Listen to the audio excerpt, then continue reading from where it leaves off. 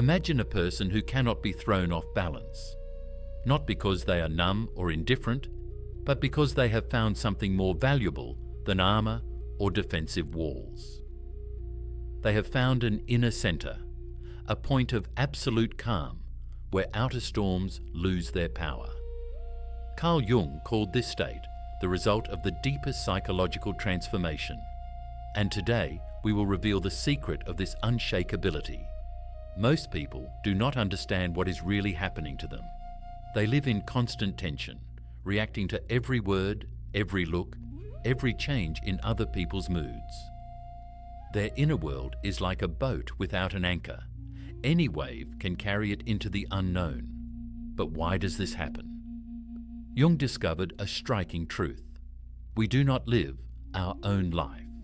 We live the life that others expect from us. From early childhood, we are taught to be good.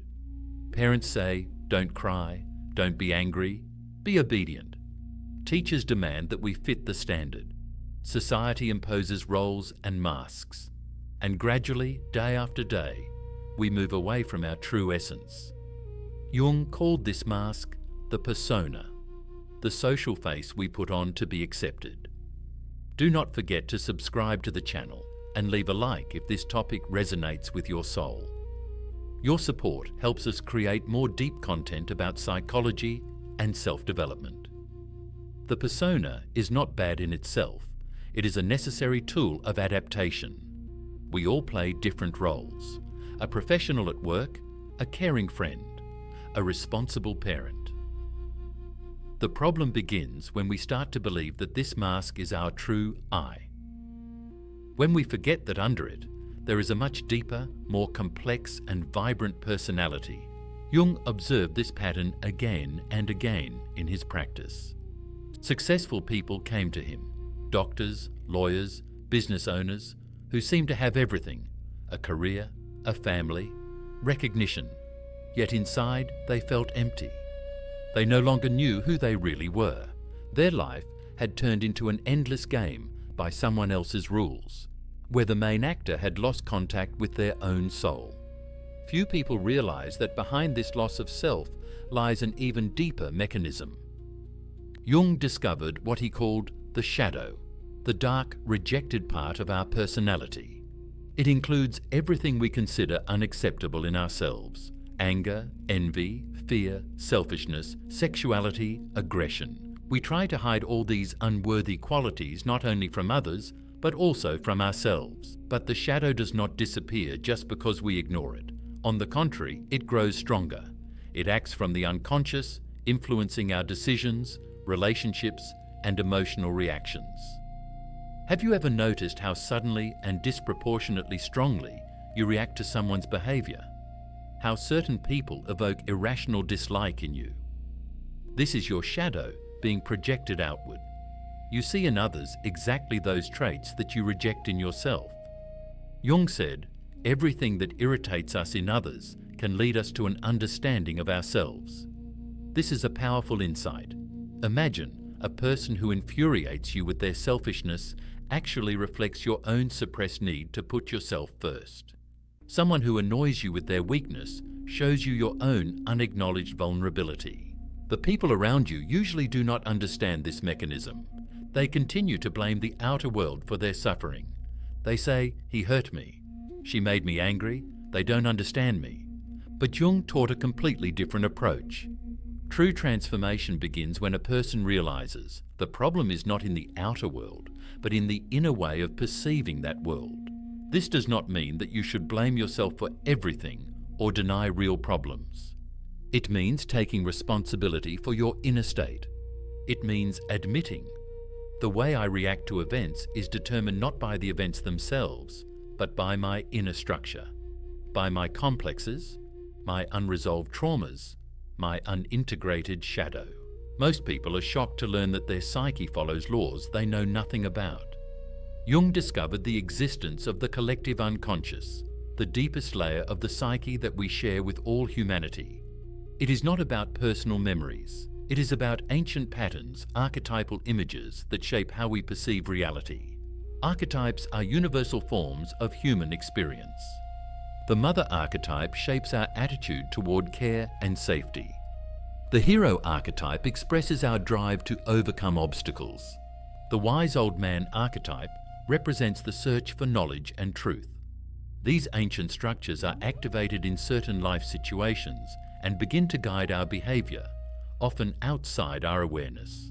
Yet the most important archetype is the self. Jung described the self as the center and totality of the entire psyche, like an inner divinity that guides us toward the fullness of being. It is not the ego, not the small I we usually identify with. It is a much broader reality that includes both the conscious and the unconscious. This brings us to Jung's key discovery, the process of individuation.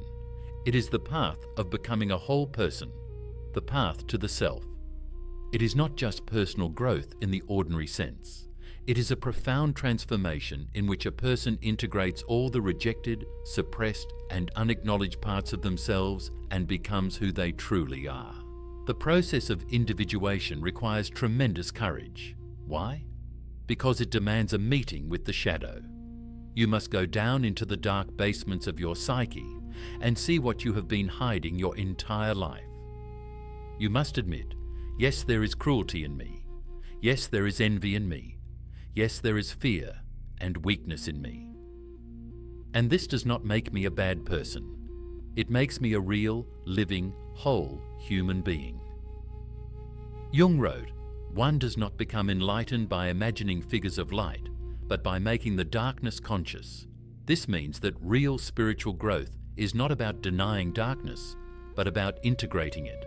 When you acknowledge your shadow, it stops controlling you from backstage. It becomes a source of energy and creative power. The surprising truth is that people who have gone through this process gain a completely different quality of presence. They are calm not because they avoid conflict, but because there is no longer a split within them. Their psyche is no longer divided into a good me and a bad me. They are whole, but that is not the most astonishing part. When a person integrates their shadow, something remarkable happens. They stop projecting it onto others, which means they stop seeing enemies where there are none. They stop reacting to provocations. They no longer need to defend or justify themselves. They become unshakable not because they built walls, but because there is no longer a wound in them that could be hurt. Jung observed that such people's unconscious automatically protects them from emotional shocks, not through suppression or avoidance, but through deep understanding. When you know that someone else's aggression is a projection of their own shadow, you do not take it personally. When you understand that criticism often says more about the critic than about you, you remain centered. Here lies a deep truth about human nature. We do not suffer from outer circumstances. We suffer from inner division, from the war between who we are trying to appear as and who we really are. Jung called this a split in the psyche and saw it as the root of most psychological problems of modern people. Few people know that Jung himself went through a profound crisis in midlife. After his break with Freud, he entered a state that can be described as a confrontation with his own unconscious. He saw frightening images, had terrifying dreams, felt as if he were losing touch with reality.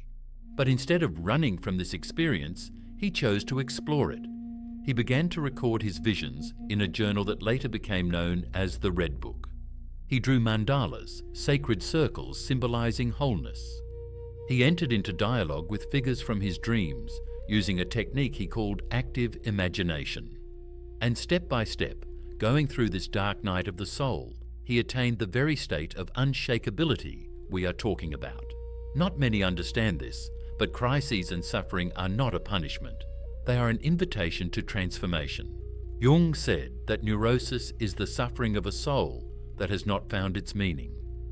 When life collapses, when old structures stop working, when masks no longer hold, this is not the end. It is the beginning of a real birth. Most people do not realize that the ego is not the center of the personality. It is only a small island of consciousness in a huge ocean of the unconscious. When the ego tries to control everything and ignores signals from the depths, the psyche begins to rebel. Symptoms appear: anxiety, depression, insomnia, psychosomatic disorders. These are not just illnesses, they are messages from the self, which is trying to guide the ego onto the right path. Jung taught that healing does not come from suppressing symptoms, but from understanding their symbolic language. Every symptom carries a message. Anxiety says, you are not living your own life. Depression whispers, something important in you is dying because you do not allow it to live. Insomnia shouts, your conscious mind does not want to release control, but the unconscious demands attention. This requires a radical shift in thinking. Instead of asking, how can I get rid of this? You need to ask, what is this telling me? What does it want to teach me? Which part of me is asking to be recognized? This approach turns suffering into a teacher and crisis into an opportunity. There is a hidden reason why so few people reach true wholeness. The process of individuation goes against the current of the collective mindset. Society does not want whole, self-possessed individuals. Society wants predictable, manageable, compliant individuals. It rewards the persona and punishes authenticity. A person who embarks on the path of individuation often faces misunderstanding and rejection. Friends say, you have changed. Family members accuse, you have become selfish. Colleagues wonder, why don't you play by the rules anymore? This is inevitable, because when you become yourself, you stop mirroring other people's expectations. Those who are used to seeing their projections in you lose that mirror. This is where your resolve is tested. Jung said that individuation is a heroic path. A hero is someone who dares to leave the known and step into the unknown. Someone who is willing to sacrifice comfort for truth. Someone who chooses authenticity over approval. Then something unexpected happens. When you no longer need other people's approval, you gain true freedom. Criticism no longer wounds you because you know your worth. Praise no longer intoxicates you because you do not build your identity on it. You become inwardly independent, not in the sense of isolation, but in the sense of being centered within yourself. Psychologists have found a striking pattern. People who have reached a high degree of individuation have an incredible capacity to remain themselves in any circumstances. They do not change their beliefs depending on the company. They do not play roles in order to manipulate. They simply are, whole, deep, and free. This does not mean rigidity or stubbornness. On the contrary, they become more flexible because they no longer defend a false I. They do not need to prove they are right, because their identity does not depend on being right. They can admit mistakes without threatening their self-esteem. They can change their mind without fear of losing face. Jung described this state as finding an inner backbone. It is not something you can create by sheer willpower. It is something that naturally appears when all parts of the personality find their place. When the ego no longer fights the unconscious, when the persona serves instead of ruling. When the shadow is integrated rather than suppressed. At this point, a person gains what Jung called psychological immunity. This does not mean they feel no pain or face no difficulties. It means they do not collapse under them. The blow is absorbed by inner wholeness, just as water absorbs a stone thrown into a lake. The ripples fade, but the depth remains untouched. If we listed the traits of such a person, we would get a remarkable portrait. They do not try to please, do not strive to convince at all costs, do not fear silence. They do not play games, do not react automatically, do not live in expectation. Their reality is built from the inside out, and therefore the outer world no longer has the power to subordinate the inner one. This is the unshakability Jung spoke about. Not dead, cold detachment, but a living, warm centeredness. Such people love deeply, but not out of need. They are open, but not fragile. They are strong, but not harsh. They have reached that rare state in which the outer world can no longer destroy their inner balance. Inner inviolability is therefore not armor, not defense, not pretending. It is the result of deep work, conscious choices, a transformed way of seeing, and a new inner architecture. It is a personal revolution that happens not in the streets, but in the quiet of heart and mind. Jung did not leave us just a theory. He left us a map to inner freedom. This path is not easy. It requires honesty that borders on ruthlessness toward one's own illusions. It requires courage to face what we have been avoiding all our lives. It requires patience, because the transformation of the psyche does not happen overnight, but the reward is priceless. Imagine a life in which you no longer fear other people's opinions, in which you do not wake up anxious about what others might think, in which your decisions arise from deep inner knowing rather than from fear or a craving for approval, in which you can be vulnerable without feeling unsafe, strong without arrogance, loving without dependency. This is the path toward the state in which no one and nothing can shake you anymore, not because you have built a fortress, but because you have found within yourself an indestructible center, that point of absolute stillness, which Jung called the self. And the last thing to understand is this: this path is not only for the chosen few, it is for everyone who is ready to take the first step. Jung believed that every human being has the potential for individuation. It is not the privilege of geniuses or saints. It is a natural process of psychological maturation, available to all who dare to look into the mirror without embellishment. So the question is not whether you are capable of this. The question is whether you are ready to begin. Are you ready to let go of the masks? Are you ready to meet your own shadow? Are you ready to go through the darkness to find the light? If yes, the path is open, and at its end awaits the greatest gift, the freedom to be yourself. If this video has touched something important in you, do not forget to like it and subscribe to the channel. Share this knowledge with those who are ready for inner transformation. Together, we are creating a community of conscious people who choose to live in truth rather than in illusion. See you in the next video, where we will continue our journey into the depths of the human psyche.